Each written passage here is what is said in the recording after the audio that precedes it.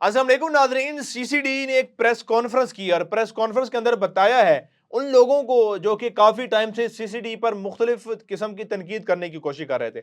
अब सीसीडी के एसएसपी साहब जो हैं वो प्रेस कॉन्फ्रेंस करते हैं और वो तमाम तर तफसीलात बताते हैं कि सीसीडी ने अब तक क्या क्या काम किया है और क्या क्या रिकवरियां कर चुके हुए हैं। माली रिकवरी की बात की जाए तो अब तक 15 करोड़ और कुछ लाख, अगर इसको राउंड फिगर कर दिया जाए तो तकरीबन 16 करोड़ रुपए की रिकवरी हो चुकी हुई है। इसके अलावा तकरीबन 127 मुल्जिमान जो हैं उनको पकड़ा गया है, 20 गाड़ियां रिकवर की गई हैं और 953 मोटरसाइकिल जो हैं अब तक सीसीडी जो है रिकवर कर चुकी हुई है। इसके अलावा 12 इश्तिहारी जो हैं उनको गिरफ्तार किया गया है और 40 से जायद के जो मुल्जिमान थे जिनको अदालत ने डिक्लेयर किया हुआ था कि ये मुल्जिमान है, लेकिन अभी तक वो गिरफ्तार किसी न किसी वजह से नहीं हुए थे, या तो वो फरार थे, छुपे हुए थे।